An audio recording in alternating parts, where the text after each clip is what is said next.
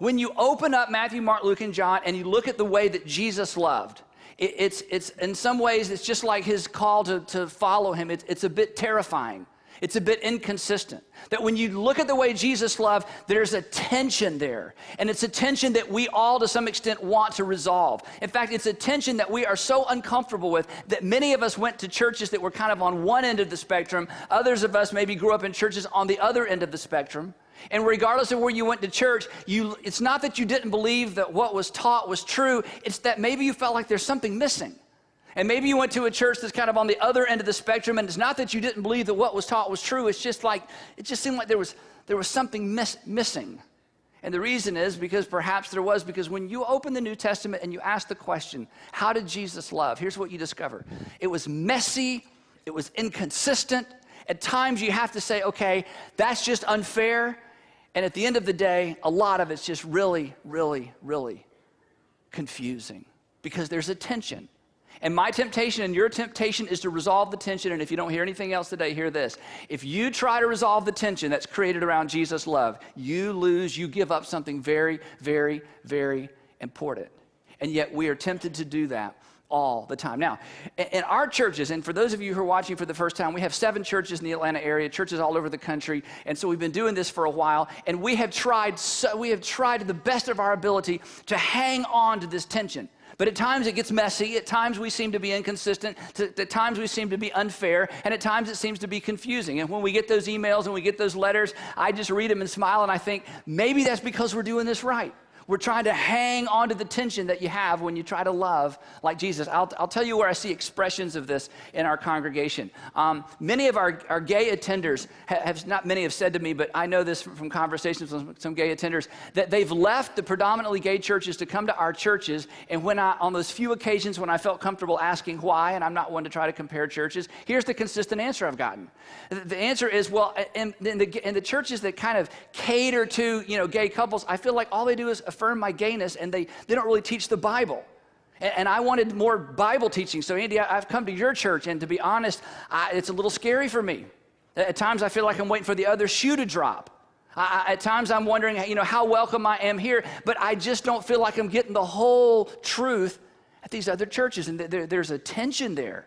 There's a tension. The other place where I sense this in our congregation are on those horrible Sundays when I actually open the scripture to talk about what Jesus says about divorce and remarriage. And it's horrible. And if you're divorced and remarried, it's a bit like a root canal without any Novocaine if you're here. And I don't ever tell you when we're going to talk about it because you wouldn't come. It's so condemning. And I get the same response every time. It's like, oh, Andy, that was agonizing. I'm so glad we were there. It was agonizing, but we went home and had a conversation we've never had before. It was terrible. I felt so condemned, and yet I gained insight into why we struggle the way we do in our marriage. And Andy, I felt so condemned. Is it okay that I continue to serve at the church? And the answer is yes. There's a tension there.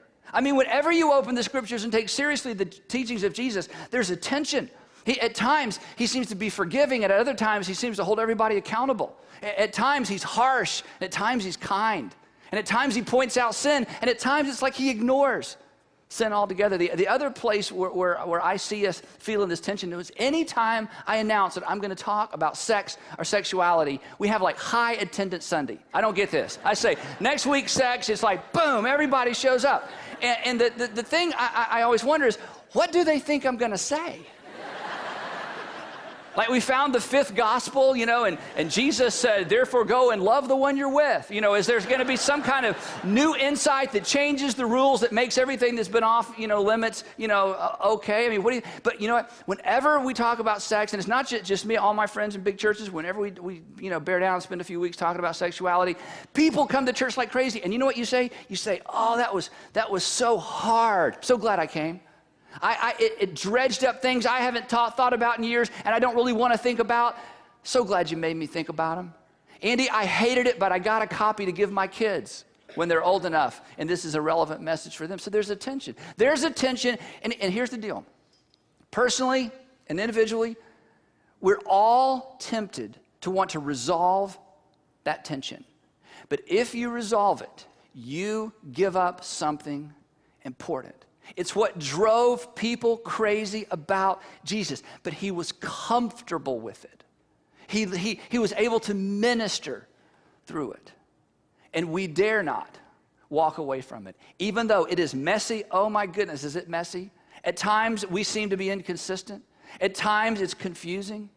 And at times it leaves people thinking, I wonder what they're really about. What do they really believe? And it is our attempt. Now, John, who wrote, Matthew, Mark, Luke, and John, and then he wrote some letters later on to the churches. John, follower of Jesus, we've talked about this before. John got to be an old man. Matthew, we think he was burned at the stake pretty early. The Apostle Paul, was probably beheaded. Peter was crucified. All the followers of Jesus were scattered and eventually became martyrs for the best that we can tell. Some of them just disappeared into antiquity. But John was a survivor, and he grew to be an old man. And maybe 40, 45 years after the events of Jesus, it became evident that Jesus wasn't returning. Jesus said, I'm going to come back. And so they're thinking like, maybe Thursday, Friday, you're coming back, and he didn't show up. And so years go by, and finally, probably somebody said, John, look, we appreciate the fact that you've taught us these things that Jesus said, but you're getting to be an old man, and Jesus hadn't showed up. You should write this stuff down. And so John writes what we call the Gospel of John. And so he sits down, he's an old man now, and he has all these memories and all these stories and all this stuff that he's seen, and he's seen death and sorrow and bloodshed.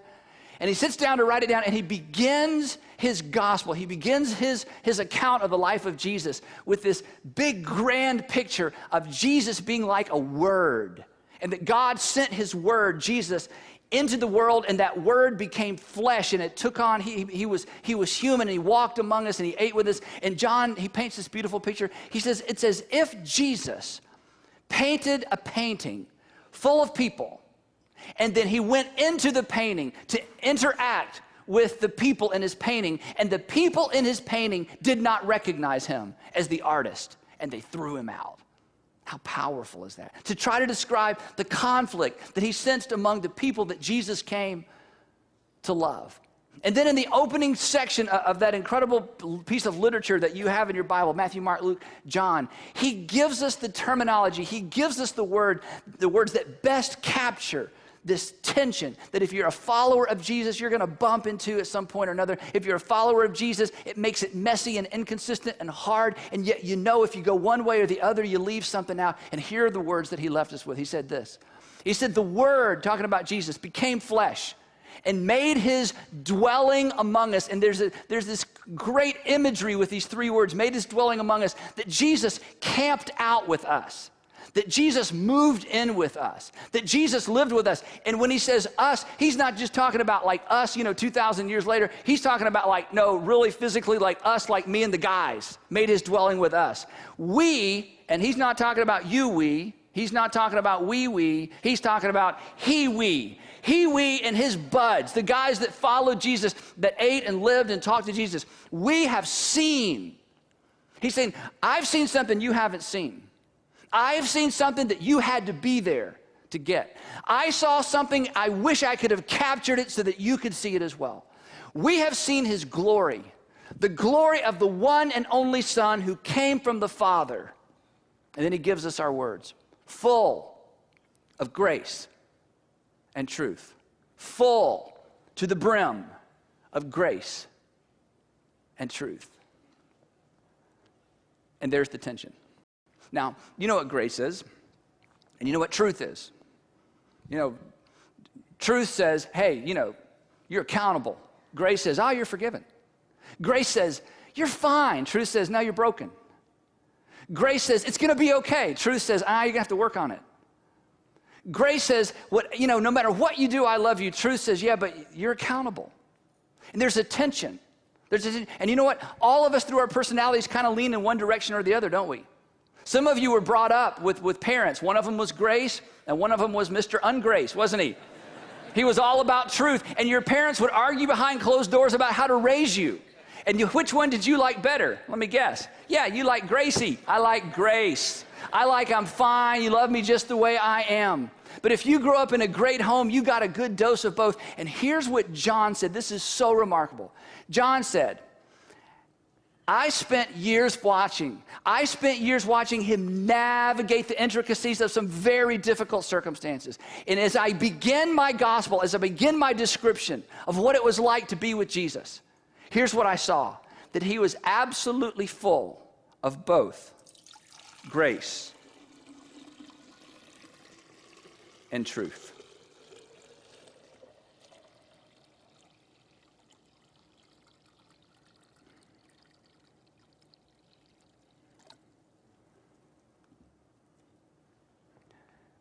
I want it to be one or the other. I want to push Jesus in one direction or the other. I like the verses that lean toward truth when I'm telling other people what to do. I like the verses that lean toward grace when it's about me. John said, I watched him. And the best way I can describe it is he was to the brim full of grace and truth. And then he said this, out of his fullness, we have all received grace in place of grace already given, which literally means we have all received grace upon grace upon grace upon grace, that he poured the pitcher of grace and it overflowed. We have all received grace upon grace upon grace upon grace. And then to bring us a point of clarification, he says this, for the law, we all know what the law is, for the law, like the 10 Commandments plus the 600 other commandments that we find in the Old Testament, for the law was given, this is important, the law was given through Moses. We saw the movie, right? You know, Moses comes down, he's got the 10 Commandments and all the other commandments. The law was given through Moses, the law that told us that this is what God expects and here's what to do when you don't meet up to expectations. The law that said thou shalt not, and thou really shalt not. And if thou doest, then thou must go to the temple and do a sacrifice and get atonement for your sin. He said the law was given to us through Moses, and then here is a huge distinction. I think maybe John had to pause as he was writing to figure this out. How do I put this on paper? Grace and truth came. He doesn't use the word given. He uses a different term. Grace and truth came. The word was begotten. It was born. It showed up as a full package. The grace and truth came through Jesus Christ. Not the balance between. Not the balance between grace and truth. That's where we all want to live. The full measure of. Not the balance between, the embodiment of. And this is what made Jesus so messy, what made him so confusing, what in some ways made him so unpredictable. It's because everybody wants to lean one way or the other, and John said he was all of it. And he brought all of it to bear on every individual he talked to. And he brought all of it to bear into every single situation. And just when we thought he was going to go one way or the other, he was grace and truth in a body. And if you begin to read the Gospels again through that lens, you see it. One day he shows up, you know this story if you grew up in Sunday school, at this well, and a Samaritan woman comes out, and he's all alone with a Samaritan woman, and he talks to her, which you're not supposed to do. There's grace, you know. And she's like, why are you talking to me, a Jew? And I mean, you're a Jew, I'm a Samaritan. And he says, I'd like to drink some water. Would you use your jar and get some water? And she's so amazed that he's talking to her, you know, what's up with this? And then, just when things are going well, he says, hey, I want you to go back into Sychar, that's the town. I want you to go back into Sychar, get your husband and bring him out. And she says, well, I have no husband. He said, I know. And then he reaches into the most painful, shameful part of her life. And he says, you've had 5. And the man you're living with now, you're not even married to him. And even Samaritans know. You don't do that. You've had 5 husbands, and you either divorced them or they died. Either way, you've done a horrible job as a woman when it comes to men. You're not good with men. I was like, Jesus, hello, did you not even go to seminary? You don't say that. You don't bring up the painful, shameful parts. I mean, what I thought this was grace and truth. Where's the grace? And then Jesus, he reveals to this woman something we don't find him revealing to anyone else in all of the Gospels. He looks at her in the eyes, out alone by this well, and he says, guess who I am? I haven't told anybody this yet. I've chosen you, a Samaritan woman. You are eyeball to eyeball with the Messiah. And he said to her, and I can give you water that will quench the thirst of your soul in a way that no man will ever do it. And she leaves her jar and she goes into town. And she tells the people with whom she probably has no credibility, I have met the long-awaited Messiah of God. You hear me talk about Jesus' interaction with Matthew all the time, the tax collector. Everybody hated Matthew. I mean, you hated tax collectors. I mean, you hate them now. You really hated them back then. They were all traitors. They were Jewish traitors. There was, you know, in the New Testament, they had categories. There were tax gatherers and sinners. The tax gatherers were so bad, they couldn't even be in the category of sinners. There were tax gatherers and sinners. They had their own category. They were so bad. And Jesus says to Matthew, you know, while he's collecting taxes, I want you to join my group and follow me. To which Jesus' disciples were thinking, wait. If we have a tax gatherer in our group, people are going to think that we approve of tax gathering. Jesus, aren't you afraid that people are going to think you're approving of tax gathering by having a tax gatherer in our group? To which Jesus would have said, it's going to get worse. We're actually going to his house.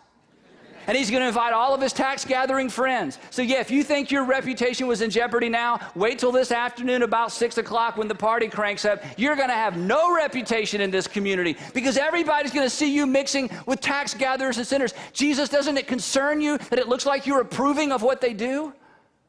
To which Jesus would have said, what do you think I'm here for? The Son of Man came to seek and to save that which was lost. I'm not here to guard my reputation. Oh yeah. Okay, somebody write that down. I'm so confused, you know. Then if you grew up in Sunday school, you know that when he was crucified, he was crucified between two. We were told they were thieves. They weren't thieves.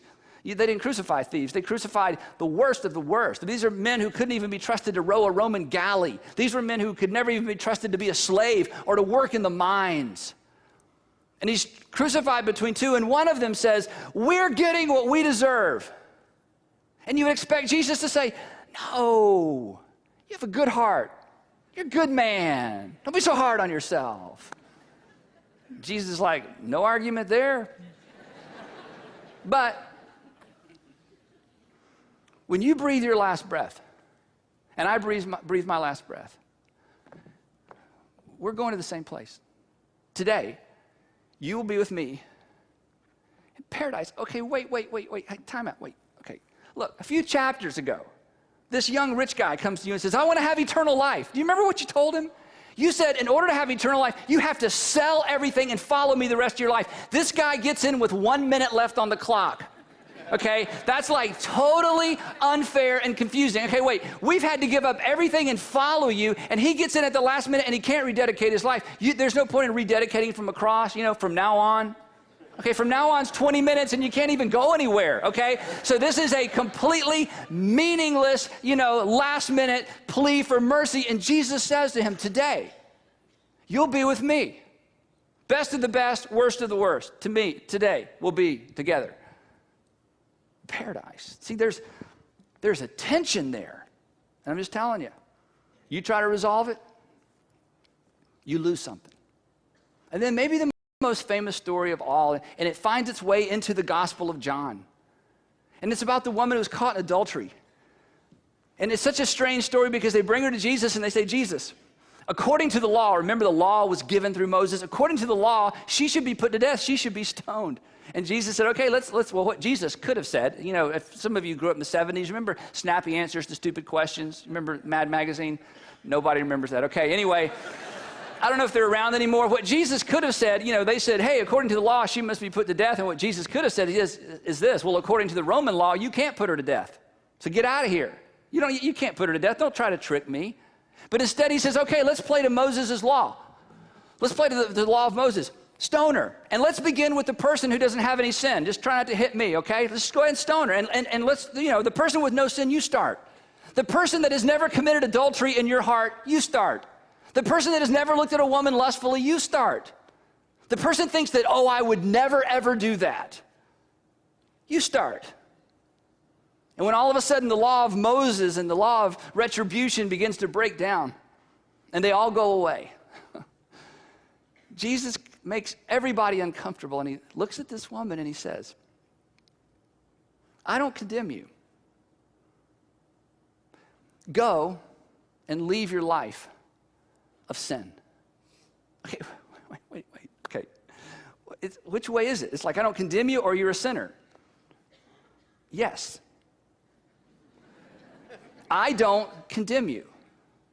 Now go and leave your life. Did you have to bring up the sin part? Yes. Well, then how can you say she's not condemned? Because